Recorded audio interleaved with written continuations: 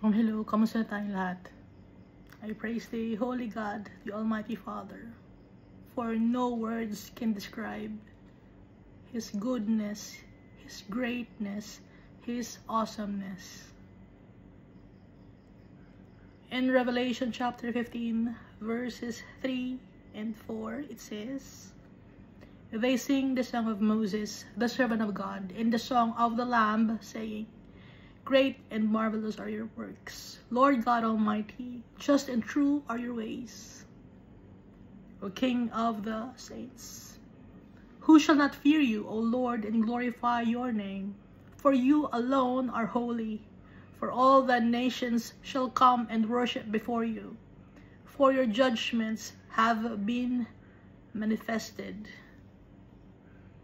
So itong verse 3 and 4, makikita ito sa Psalm 111 verse 2, sa Amos chapter 3 verse 13, Psalm chapter 145 verse 17, Jeremiah chapter 10 verse 7, Psalm chapter 86 verses 9 and 10, and Deuteronomy chapter 32 verse 4.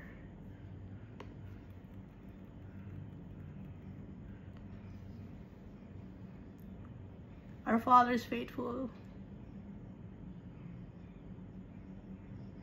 glorious, amazing. Even before He created this world, He is awesome, powerful, our Father. And He sent Jesus Christ to us to cleanse us from our iniquities, to save us from wickedness and our transgressions, to save us from ourselves. And I thank the Holy Spirit, whom Jesus sent to us to guide us, to protect us, to remind us of the goodness of our Father, and to teach us the ways of our Savior, the only mediator, Emmanuel, God with us, Jesus Christ.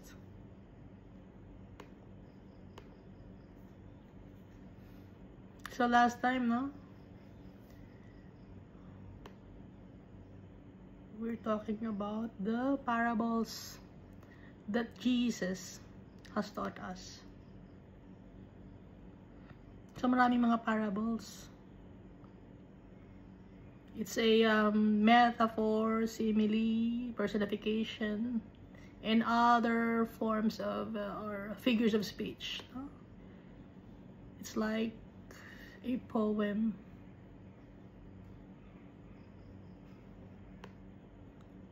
Na merong mga lessons.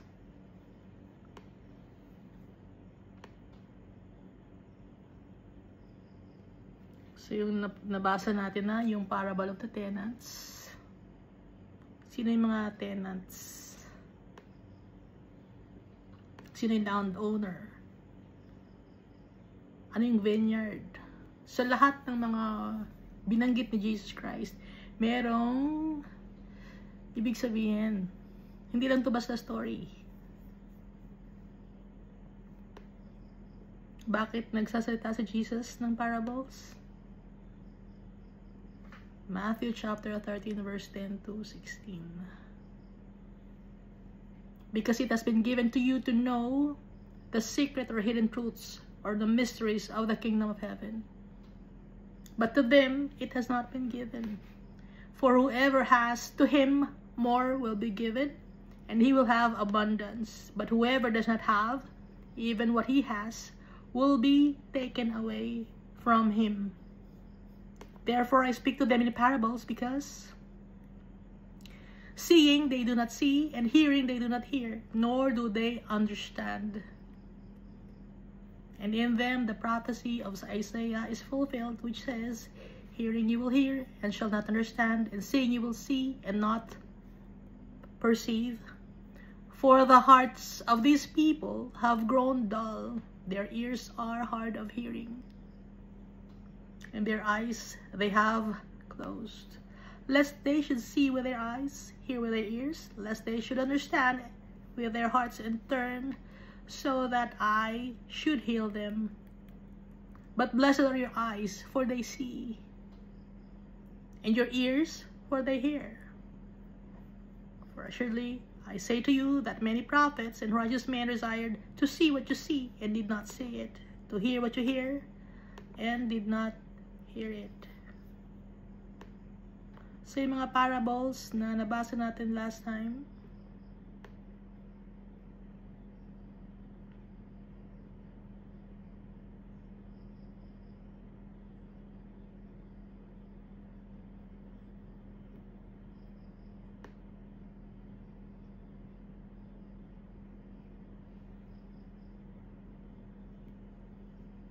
natapos na natin basahin, no? Yung parable of the homeowner or the householder. Parable of the wandering sheep. Ano pa bang parable na natapos natin? Parable of the unmerciful servant.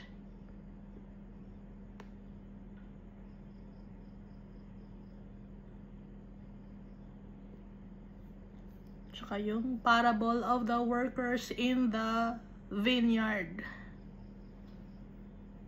So lahat tayo, as workers of the Almighty Father, servants, pantay-pantay tayo. Walang lamangan.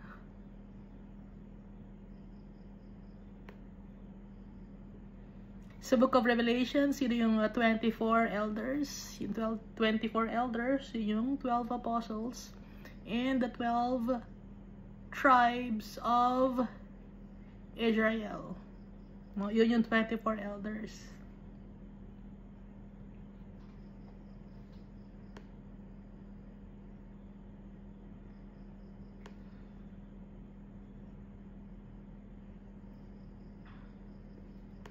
Kaya baka isipin ninyo, kasali kayo sa mga 24 elders na nandun sa Book of Revelation, hindi kayo kasali, ha?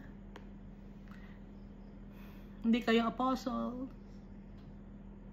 Hindi kayo yung kasali sa anak ni Israel or Jacob. Kaya hindi kayo yon, ha?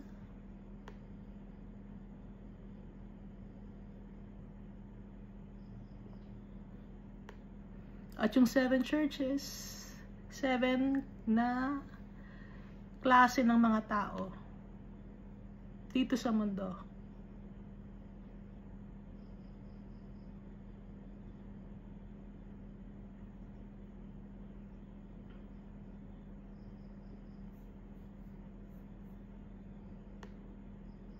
At yung crown of life, crown of rejoicing, crown of righteousness, crown of glory, and the incorruptible crown, si Jesus Christ, lahat ito, siya ang ating crown.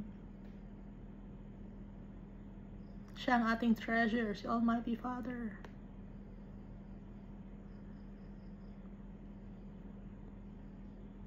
Kaya kahit sabihin nyo na nakagawa ako ng book, ang dami kong mga tao na na-encourage to follow Jesus Christ.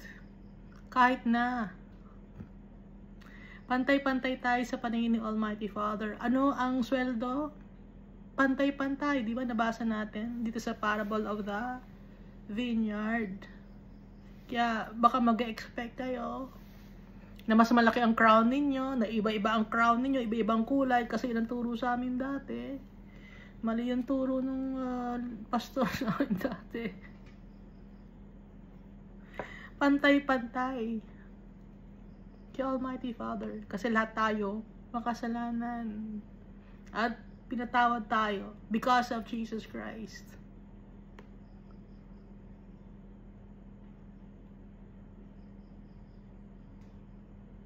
Lahat tayo eternal salvation, and we will reign with Jesus Christ, our friend, in His kingdom that will never end.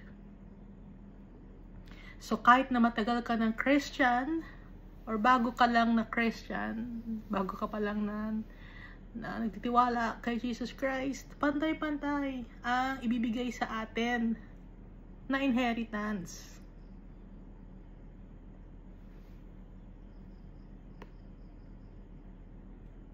Hindi dahil sa matagal na akong Christian, matagal na akong leader, maraming mga tao ang nakakakilala sa akin. Hindi ganon.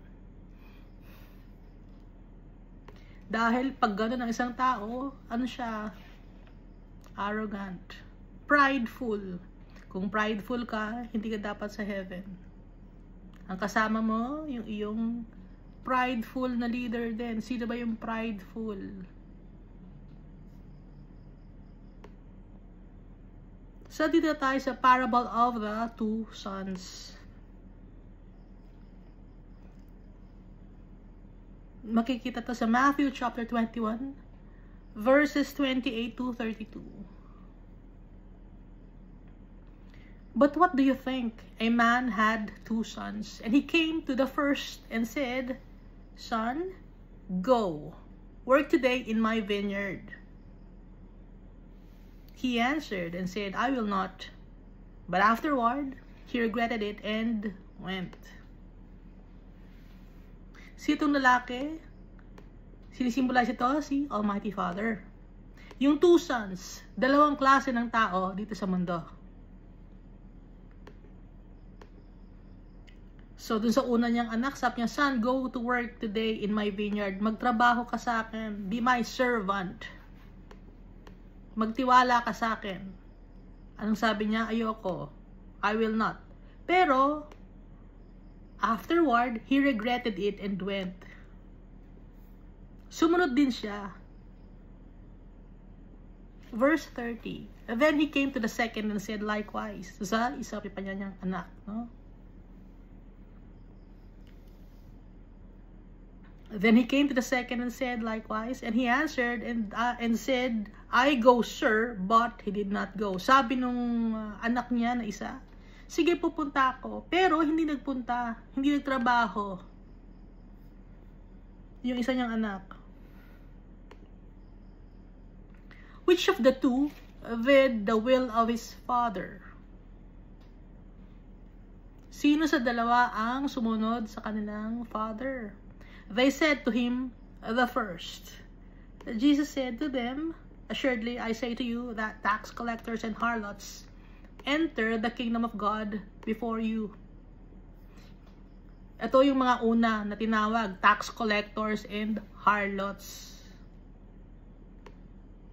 Anong sabi? Mag-work kayo sa vineyard. Anong sabi? Ayaw namin.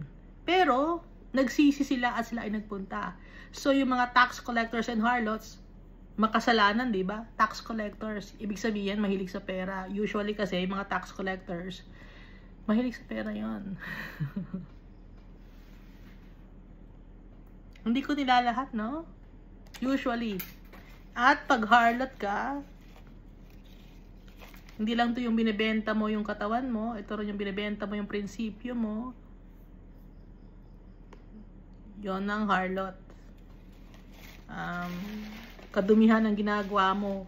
Pero, at the end of the day, sumunod ka, nagtrabaho ka, ibig sabihin, nagsisi ang harlot at ang tax collector. And so, they can enter the kingdom of God.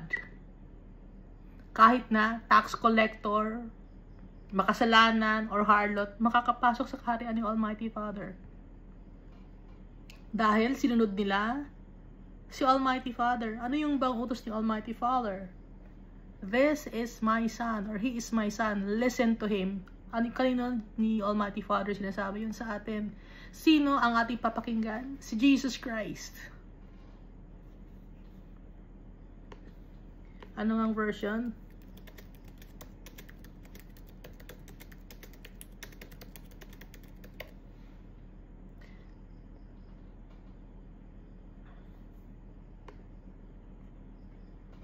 Matthew chapter 17 verse 5.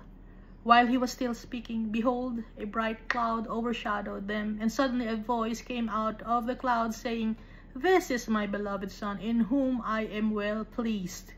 Hear him. Pakinggan niyo siya. So, pakikinggan natin si Jesus Christ. Yun ang utos sa atin ni Almighty Father. At si Jesus Christ, nagpapatawad din ng kasalanan ng mga tao. At si Jesus Christ, He is the coming King. Siya ang magja-judge sa mga tao.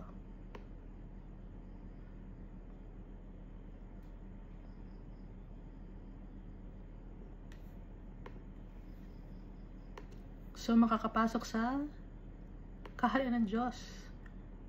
Verse 32, For John came to you in the way of righteousness, and you did not believe him. But tax collectors and harlots believed him, and when you saw it, you did not afterward relent and believe him. Ang binabanggit dito na John ay si John the Baptist. Kasi si John the Baptist, nag-share siya ng salita ng Diyos. Hindi naniwala sa kanya ang mga Pharisees at ang mga scribes at yung mga priests. Bakit? Kasi mataas ang tingin na sa sarili nila. Arrogant, prideful, ayaw ni Almighty Father. Hindi pwedeng ganun kay Almighty Father dahil pantay-pantay tayo sa paningin ni Almighty Father. There are some people who think that they are holy. They think that they are without sin. They think that they are better than other people. Kung ganun ang tingin natin sa sarili natin, we are not worthy to be in the kingdom of our Father. Lahat tayo makasalanan. At kaya tayo makakapasok sa kaharian ng Almighty Father ay dahil kay Jesus Christ. Sa kanyang precious blood. Pantay-pantay tayo, makasalanan din ako.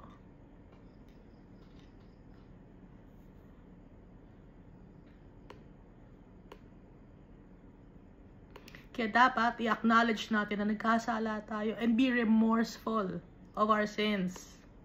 Gaya ng tax collectors at harlots, aminado sila sa kanilang mga kasalanan at sila ay remorseful.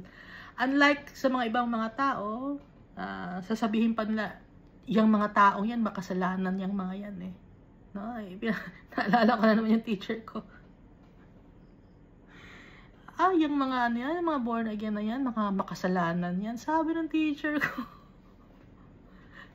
Teacher sa religion, ba't ganun yun? Tingin niya sa sarili niya, holy siya. Hindi makakapasok sa kaharian ng Diyos sa mga ganung klaseng tao. Nagja-judge ng kapwa-tao.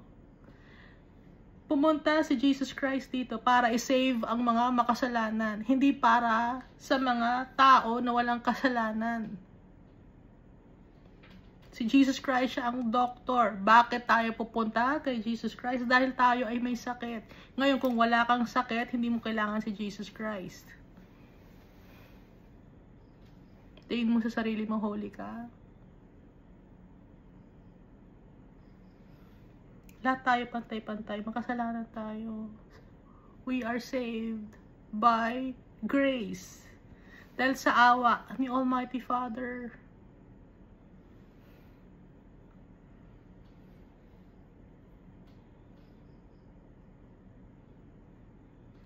Si David, nagkasala rin siya, pero na-save siya. Bakit? Dahil sa awa ni Almighty Father, napatawad siya, naging remorseful siya.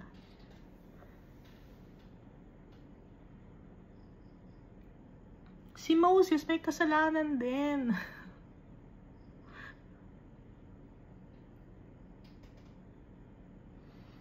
Ang hindi nagkasala, si Jesus Christ. Yung mga religious leaders, nagkasala lahat yan. Ang hindi na nagkasala si Jesus Christ. Kaya siya yung perfect sacrifice.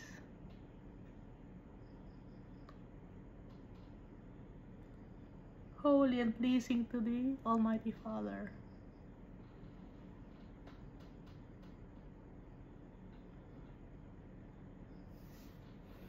Kaya kung meron tayong pupurihin natin si Jesus Christ. Itataas natin ang pangalan ni Jesus Christ. Hindi yung mga religious leaders ninyo. Sino ba yan? Hindi ang kilala ni Almighty Father. Dahil ako ang tinataas ninyo, ay ang pangalan ng mga religious leaders ninyo, hindi gusto ni Almighty Father yon. Mali ang tinuturo sa inyo ng religious leaders ninyo kung ganon.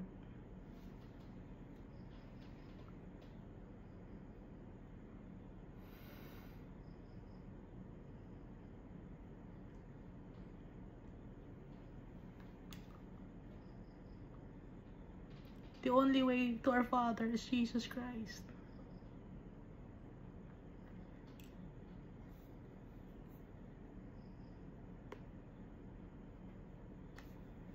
So dito tayo sa parable of the tenants. Sino yung mga tenants? Tayo, hindi naman tayo taga rito. Hindi tayo may-ari ng lupa na to, no? Matthew chapter 21 verses 33 to 46.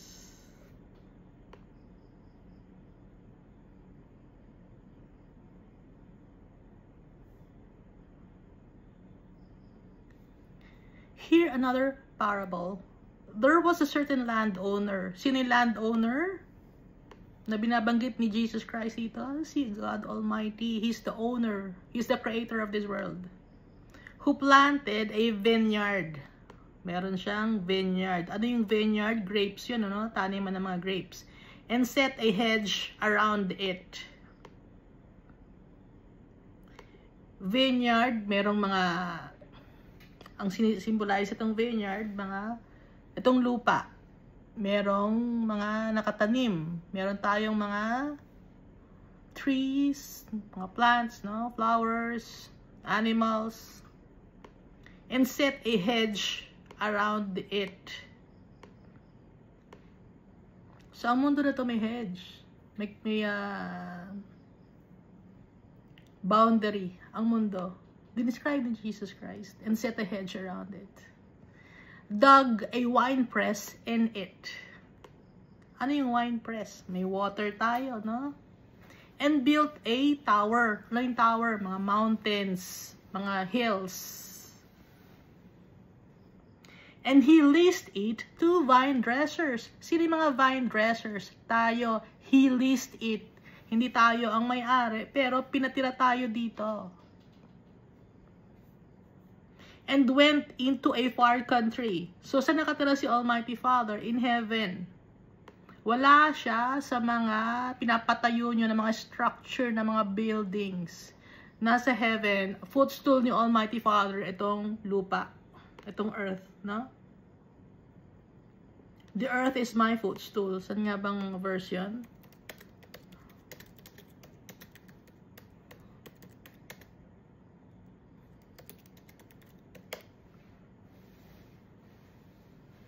Isaiah chapter 66 verse 1. Thus says the Lord, heaven is my throne, and earth is my footstool.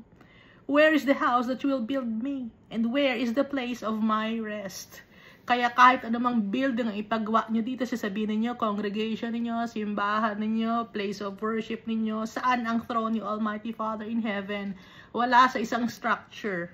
Wala dito sa mundo, dahil itong mundo na to, footstool lang niya. Kaya huwag yung pagandahin yung mga building na ginagawa ninyo. Dahil sisirain din yan yung Almighty Father.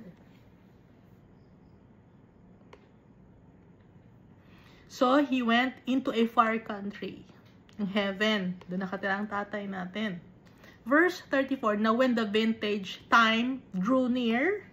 Ano yung vintage time drew near na to? Harvest time.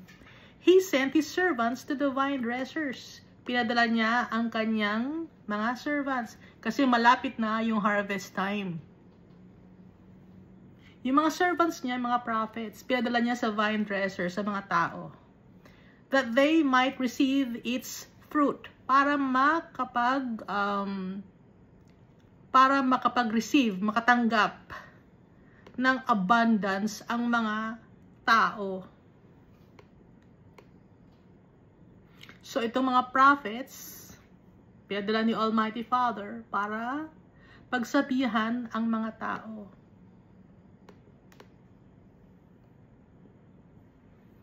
Na mahalin si Almighty Father, irespeto siya. Sundin ang kanyang mga commands and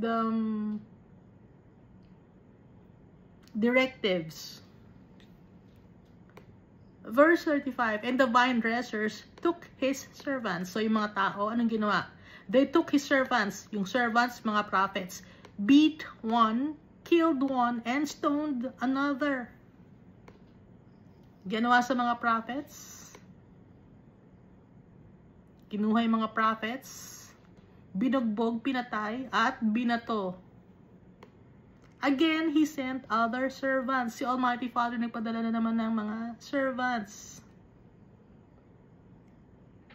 Another batch.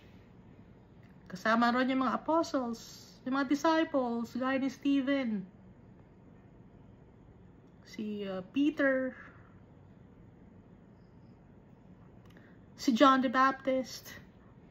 Again, he sent other servants more than the first. So yung dating mga prophets, no, pa isa-isa lang, si Moses, and then si Jeremiah, Isaiah, pa isa-isa lang, no, si Prophet Gad, si Malachi, Zechariah, yung sino pa ba? Si Daniel. Ngayon, yung pangalawang batch, ito naman, mas madami. Si Peter, si John, si James, pinatay siya. Nasa Bible, sa Book of Acts. Nakapatid siya ni John, di ba? Tapos, sino pa ba? Si Thomas, si Jude Thaddeus,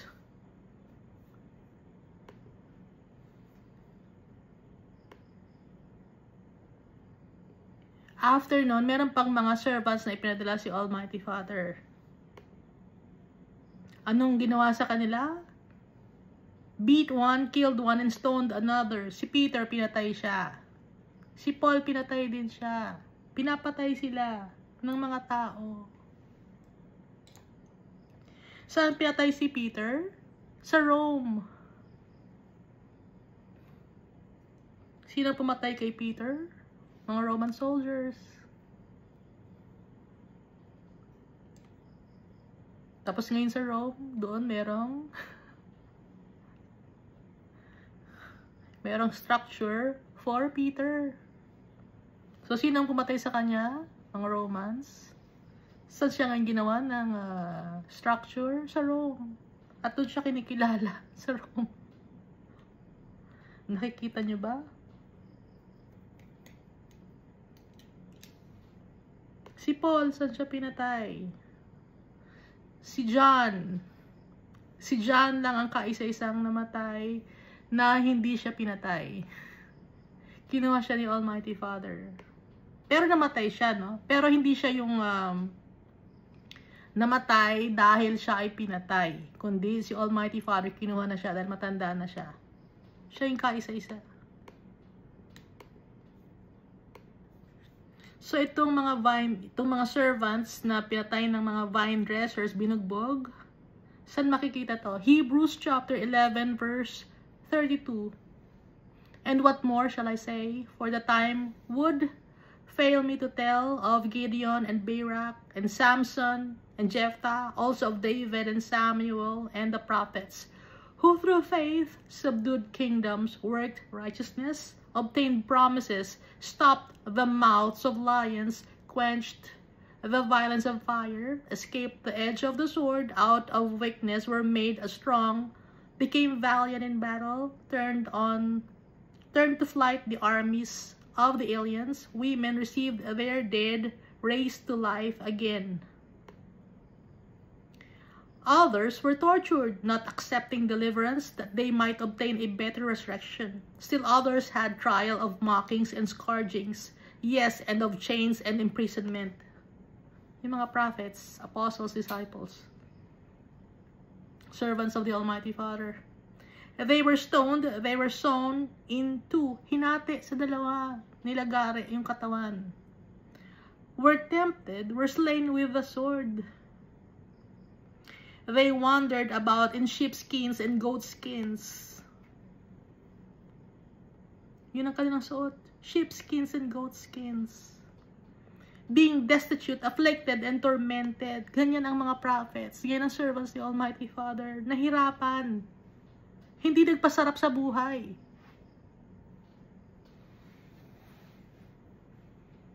Hindi nang hingi ng tithes. Hindi nang hihingi ng kung ano-ano. Hindi maganda yung damit.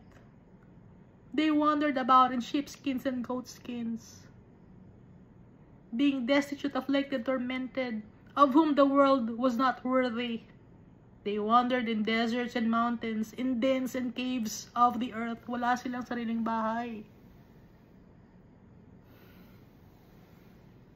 Naglalakad-lakad sila to share God's word, to serve the Almighty Father. Hindi sila nag-stop sa isang place, hindi sila nag-travel for a vacation. Hindi. Tumitira sila sa desert, sa mountain, sa dens, sa caves.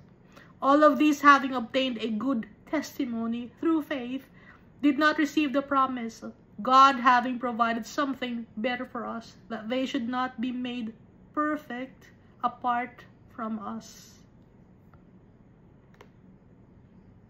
So ito yung mga servants ni Almighty Father, nakatira sa mga dens, sa mga caves. Hindi maganda ang buhay. Those who don't love their lives to death.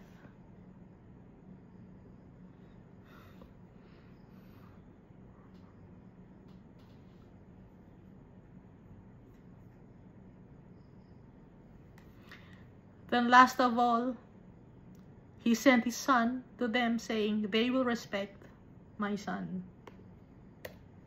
Si Jesus nagkakwento nito, nagbibigay ng parable.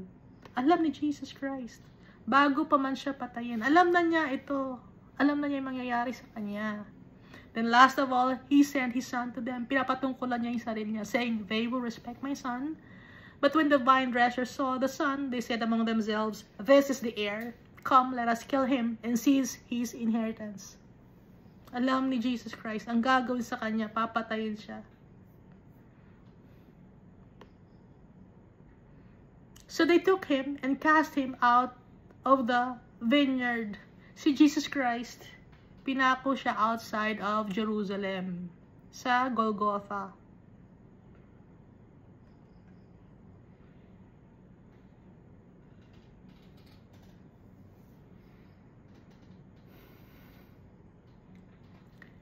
So they took him and cast him out of the vineyard and killed him.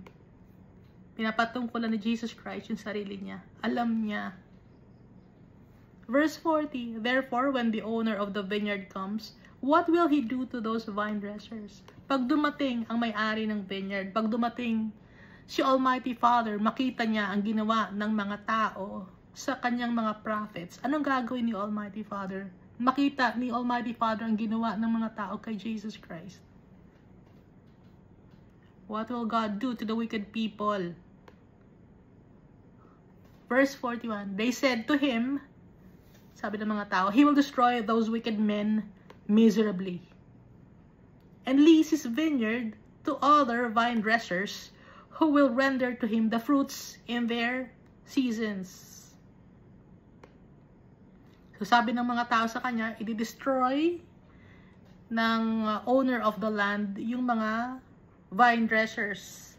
At sino ngayon ang mag-release ng land or ng vineyard? Other vine dressers. Sino yung other vine dressers na yon? Kanino mapupunta yung land?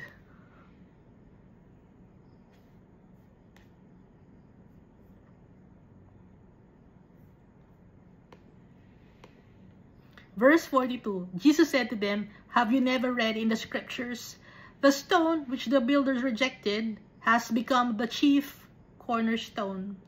This was the Lord's doing, and it is marvelous in your eyes. Si Jesus Christ, siya ang stone na nireject ng mga tao at naging cornerstone. Dahil sa nireject siya ng mga tao, mas laging malakas siya. Death has no sting anymore. He became more powerful. Victorious si Jesus Christ. Therefore, I say to you, the kingdom of God will be taken from you and given to a nation bearing the fruits of it. Tatanggalin ni Almighty Father yung mga wicked people. At kanina ibibigay, given to a nation bearing the fruits of it. Sino yung nation na yan? A royal priesthood, a holy nation. Bearing the fruits of it. Ano yung fruits? Fruits of the Holy Spirit. Sino yung nation na yon? A holy nation, royal priesthood. Alam natin, gustong verse na makikita yun, na paulit-ulit natin binabanggit. And whoever falls on this stone will be broken. Kung sino man ang mag-acknowledge kay Jesus Christ na He is our Lord and Savior and Mediator, He will be broken. Ano ibig sabihin nun? Falls on this stone will be broken. Mababago ang buhay. Mababago ang puso.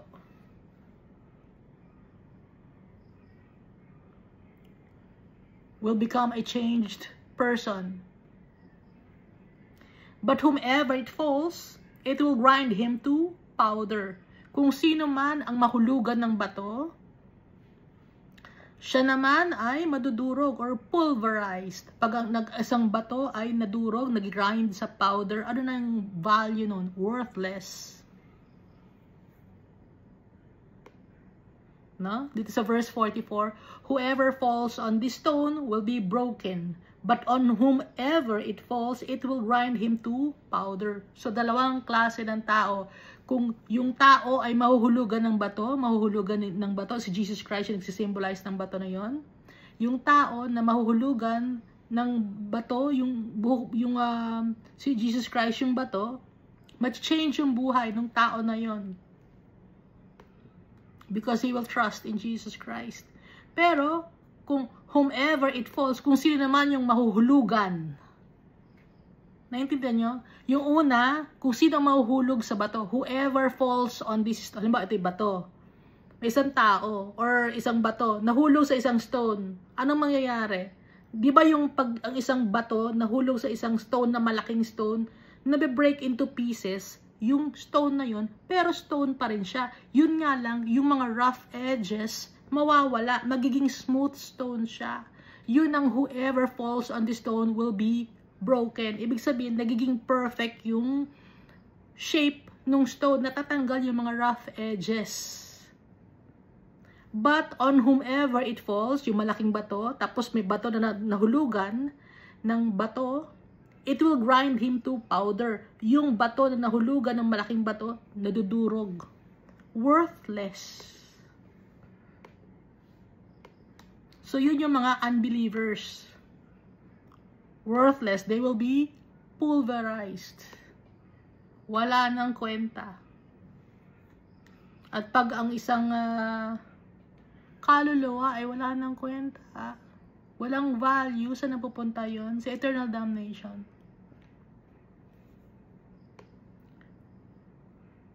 Verse 45. Now when the chief priests and the Pharisees heard this parable, or his parables, they perceived that he was speaking of them. Narinig ng chief priest tsaka ng Pharisees yung parable, at naisip nila na sila ang may tutungkulan ng parable na yun.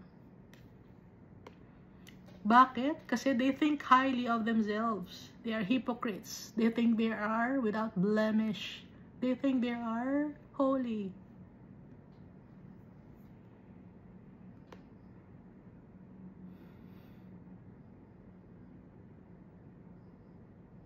No one is holy. No one is good. Only our Father. And Jesus Christ. Never nagkasala. He never sinned. Not even once. Walang kasalanan. Walang kasinungalingan ba sa kanyang bibig. Verse 46. But when they sought to lay hands on him, si Jesus Christ, gusto nilang saktan, ano? They feared the multitudes because they took him for a prophet.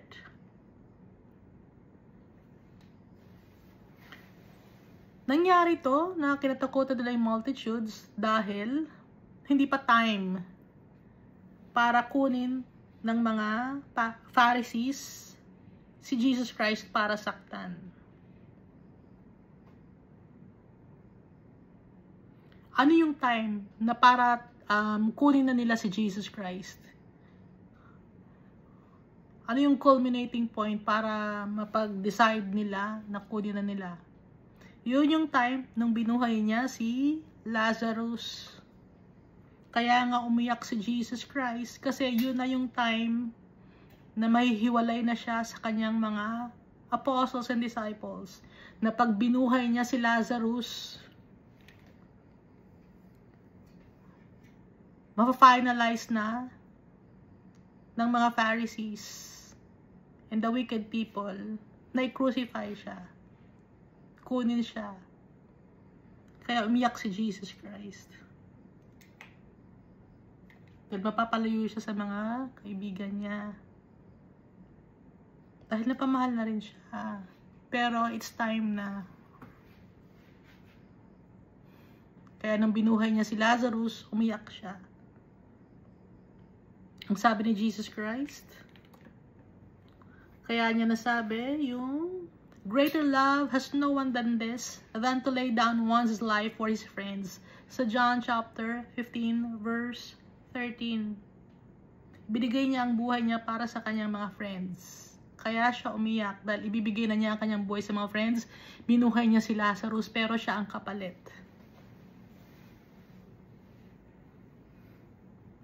So yung time na to, hindi pa siya pwedeng saktan ng mga Pharisees dahil hindi pa niya time. Because they took him for a prophet. Tingin nila kay Jesus Christ, prophet. Hindi nila alam na si Jesus Christ, siya yung King of Kings and Lord of Lords. Yung mga tao lang ang nag-assume na prophet si Jesus Christ. Dahil lahat ng mga sinasabi ni Jesus Christ, tama. Dahil galing si Jesus Christ kay Almighty Father.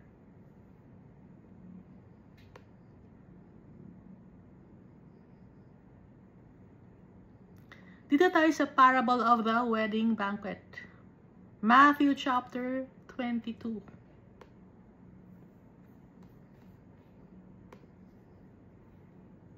And Jesus answered and spoke to them again by parables and said, the kingdom of heaven is like a certain king who arranged a marriage for his son. So, sino ulit yung king? Si Almighty Father, who arranged a marriage for his son. Sino yung son at natukoy dito? Si Jesus Christ. Sino yung bride ni Jesus Christ? Tayo, ang church, ang bride of Jesus. Itong marriage for his son, it's just a metaphor. Para ma-identify tayo kay Jesus Christ. Ma-idikit tayo kay Jesus Christ. Yun ang ibig sabihin nun. Kaya nga, bride of Jesus dahil naka-identify tayo kay Jesus Christ.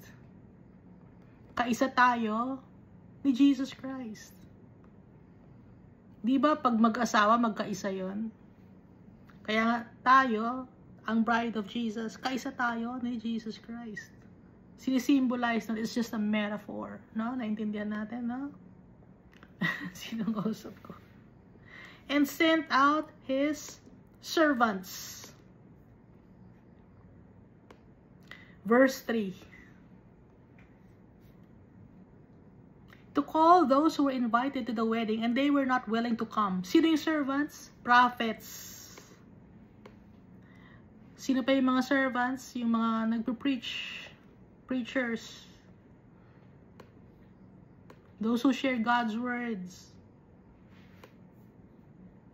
To call those who were invited to the wedding and they were not willing to come. Ayaw nilang maniwala. Ayaw nilang sumali. Ayaw nilang sumama.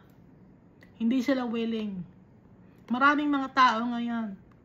They're not willing to believe in Jesus Christ. They are not willing to obey the Almighty Father. Some believe in Jesus Christ, pero hindi nila sinusunod si Jesus Christ. Mas ibang priority nila. Verse 4, again, He sent out other servants. So, nung una may servant ng pinadala, di ba? Mga prophets. Ngayon may other servants na mga pinadala. Apostles, disciples, those who share God's words. Saying, tell those who are invited, see, I have prepared my dinner. My oxen and fatted cattle are killed, and all things are ready. Come to the wedding. Celebration, a promise ng abundance, is a treasure of the Almighty Father. I-share niya sa lahat ng mga tao. Very giving si Almighty Father. Gusto niya lahat kasali. Lahat ini-invite niya. Lahat gusto niya malaman ng mga tao. Gusto ni Almighty Father, lahat ng mga anak niya, kasama niya. See, I have prepared my dinner. My oxen and fatted cattle are killed, and all things are ready. Come to the wedding. Verse 5, but they made light of it. Binaliwala. Hindi nila binigyan ng importansya. But they made light of it. Hindi binigyan ng importansya ng tao yung salita ng Diyos. Hindi binigyan ng importansya ng tao yung kaharian ni Almighty Father. And went their ways. Anong ginawa nila? They focus on themselves, no? They focus on themselves for self-growth, self-preservation, mga ganun ang ginagawa. One to his own farm. So, yung iba, anong ginawa nila? Prioritize their lives here on earth instead of serving the Almighty Father, instead of following the commands of the Holy God and of Jesus Christ. Inuna nila yung kanyang lang sariling gustong gawin sa buhay. Another, to his business. Yung iba naman, anong ginawa? Ang focus nila, yumaman dito sa mundo na ito. To store up treasures here on earth. Gusto na maging famous, wealthy, and powerful here on earth. Yun ang gusto nila. And the rest, yung iba namang mga tao, anong ginawa? Seized his servants, treated them spitefully, and killed them. Yung iba, pinatay nila yung servants of the Almighty Father. Yung iba, tinotorture nila. Yung iba, pinatay nila yung servant ni Almighty Father. Yung iba, sinasabihan ng masamang salita. Sinisiraan yung iba. Ichinichismis.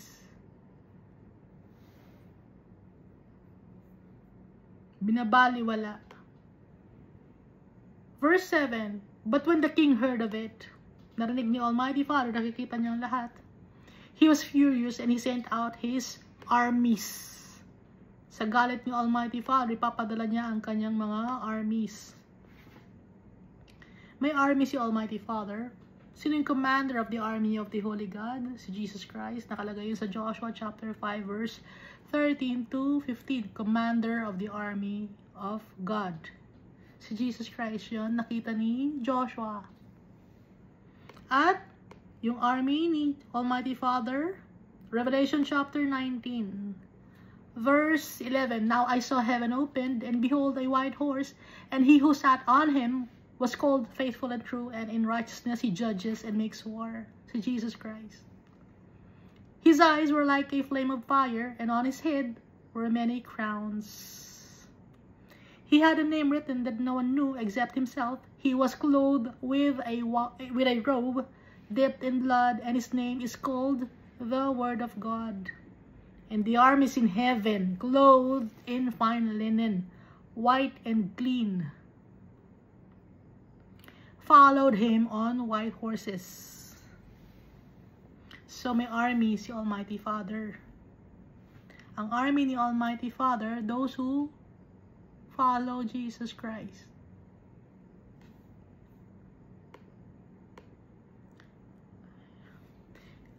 Kino-compare natin, ina-explain natin yung sinasabi ni Jesus Christ dito, no? Nakakaintindi kaya?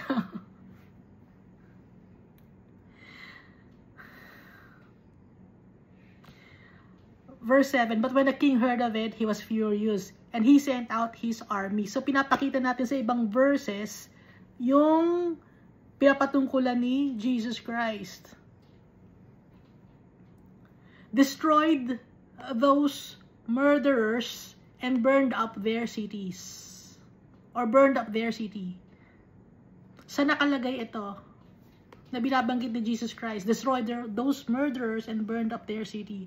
Revelation chapter 18 verse 8, therefore her plagues will come in one day, death and mourning and famine, and she will be utterly burned with fire, for strong is the Lord God who judges her. Yun yung city. Her. Kasi pag place, usually ginagamit na pronouns ay female. Her, yung city, no? So, ito, papatayin ang mga murderers. Sino yung mga murderers na to? The wicked people, and burned up their cities. Ano yung city to? Ito yung mundo. No? Nakalagay sa Revelation chapter 18, verse 8, 9, 10, 11, up to 18. Basahin ninyo yun, ha? Yun ko basahin. Verse 8. Ituloy natin yung parable ni Jesus Christ ng verse 8. Then he said to his servants, the wedding is ready, but those who were invited were not worthy. Hindi worthy yung mga naimbita. Hindi karapat-dapat. Therefore, go into the highways, and as many as you find, invite to the wedding. So, yung mga ibang mga naimbita, they are not worthy to partake in the celebration because they are wicked. Hindi sila faithful kay Almighty Father. So, nag-invite ulit. Therefore, go into the highways, and as many as you find, invite to the wedding kahit na sino. Lahat ng tao. Sinasharean natin ng salita ng Diyos. Lahat invited. Lahat ini-inform.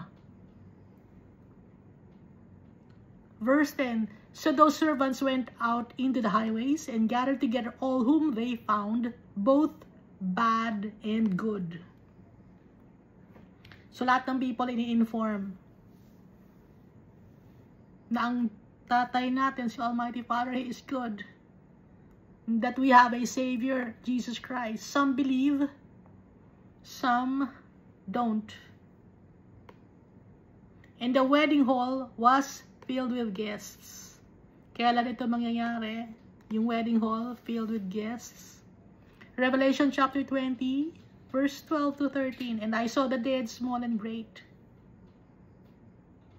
standing before God. And books were opened, and another book was opened, which is the book of life. And the dead were judged according to their works by the things which were written in the books. May proof if you are a good person or a bad person. Anong proof? Merong proof si Jesus Christ. Merong mga books na i-open. Dito sa verse 10, so those servants went out into the highways and gathered together all whom they found, both bad and good, and the wedding hall was filled with guests. So, ano itong both bad and good, small and great, and I saw the dead, lahat na ng tao. So, this is the judgment day, great white throne judgment. But when the king came to see the guests, he saw a man there who did not have on a wedding garment. May nakitang isang tao na hindi nakasuot ng wedding garment. Ano yung hindi nakasuot ng wedding garment? Hindi siya malinis. Iba ang damit niya. Hindi kapareho ng damit ng mga ibang guests. Iba ang damit niya. Dahil ang damit ng mga guests ni Almighty Father, ng mga tao ni Almighty Father ay white robe. Revelation chapter 6 verse 11. Then a white robe was given to each of them, and it was said to them that they should rest a little while longer until both the number of their fellow servants and their brethren who would be killed as they were was completed.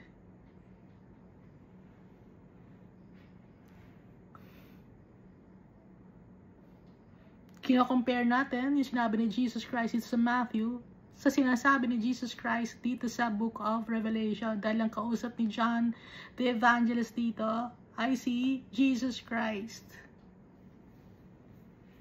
Pareho, di ba? Pareho ang sinasabi. Verse 12. So he said to him, "Friend, how did you come in here without a wedding garment?" And he was speechless. Bakit speechless yung tao?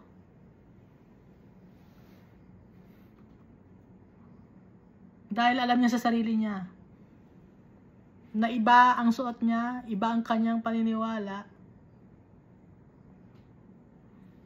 na he led a life of sin in this world. Kaya speechless siya. Wala siyang masabi.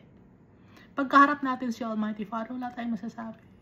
Kasi alam na ni Almighty Father lahat. Kahit na gusto natin magsalita, pag nag-decide na si Almighty Father, hindi na pwede. Hindi ka na makakaapela.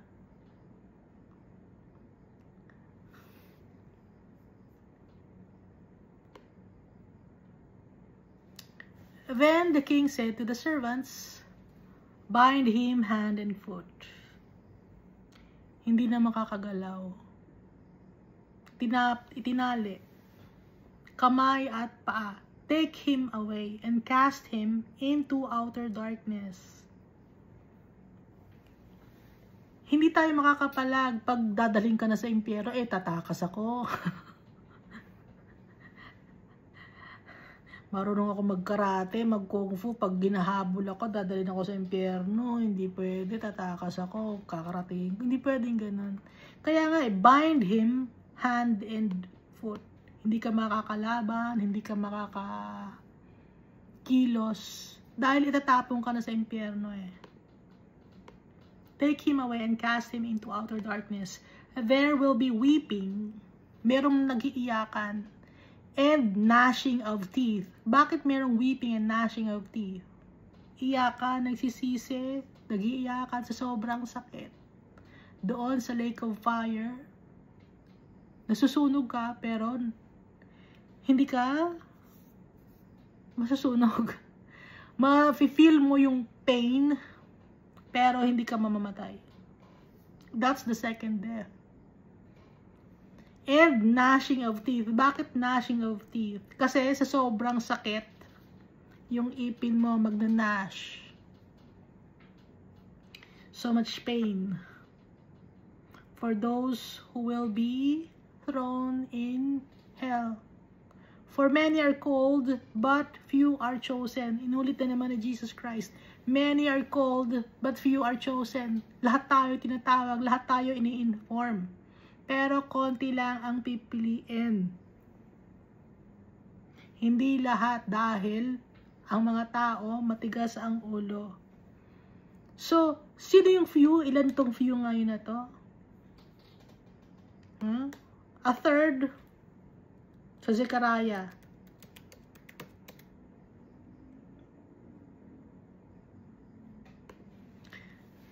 Kaya nga, few lang Zechariah chapter 13 verse 9, inulit-ulit ko. I will bring the 1/3 through the fire, will refine them as silver is refined, and test them as gold is tested. They will call on my name, and I will answer them. I will say, this is my people. And each one will say, the Lord is my God. Kapalit. Tayo ang kapalit ng mga itinapon ni Almighty Father na sumama kay Satan na 1/3 ng mga fallen angels, sumama kay Satan. May kapalit. Tayo ang kapalit. Dahil ilan ang makakasama ni Almighty Father?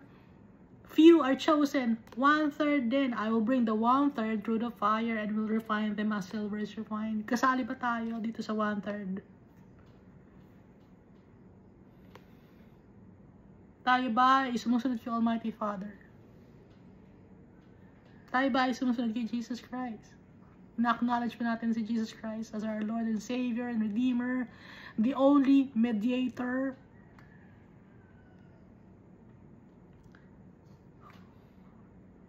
Ang name ni Jesus Christ ang tatawagin natin paglalapit tayo kay Almighty Father.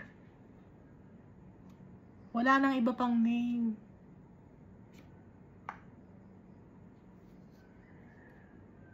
Wala nang iba pang santong tatawagin.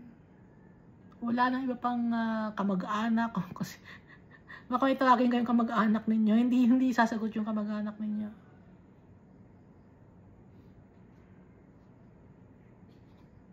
Gustong-gusto ni Almighty Father makipag-usap sa mga anak niya. Tayo yung mga anak niya. So, magde-decide tayo.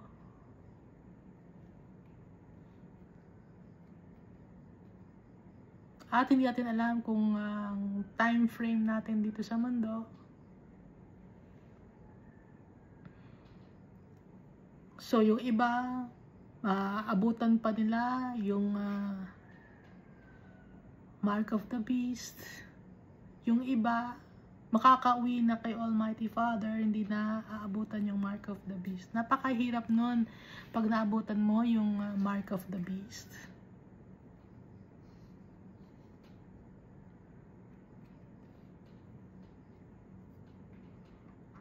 Hindi natin alam kung kailan.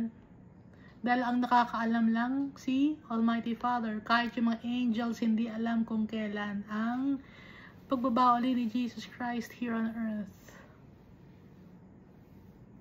Kaya, binibigay sa atin ni Jesus Christ itong mga parables. Nakita niyo yung parables? Halos paulit-ulit yung message ni Jesus Christ. Bakit? Hindi kasi maintindihan ng tao. Hindi maintindihan ng tao kung ano yung true treasure.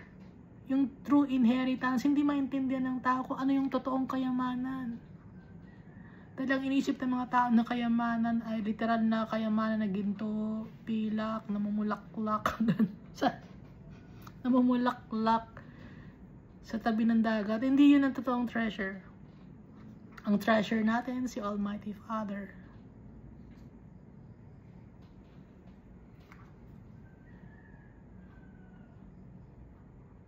Sa Kanya natin makukuha ang real abundance, peace and joy and love for all eternity with our friend and King Jesus Christ. Si Jesus Christ, sinishare niya ang kanyang pag-rule in heaven with us. Pag-rule sa kanyang kingdom. That will never end. Hindi magtatapos yung kingdom ni Jesus Christ. Yung mga tao dito sa mundo, meron silang mga sariling kingdom. Natatapos yon. Pero yung kingdom ni Jesus Christ, it will never end. Binigay yun ni Almighty Father kay Jesus Christ. Itinaas niya yung name ni Jesus Christ above all names.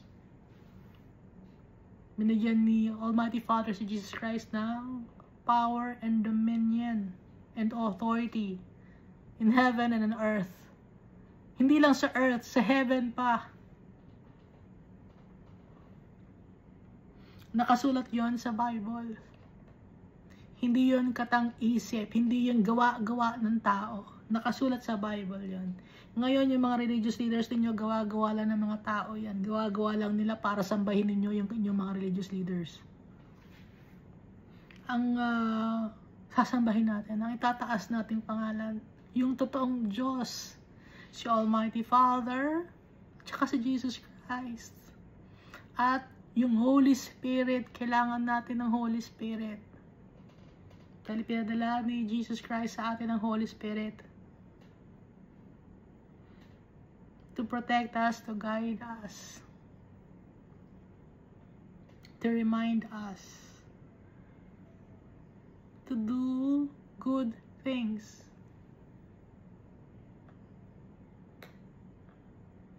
Why? Because our Father loves us.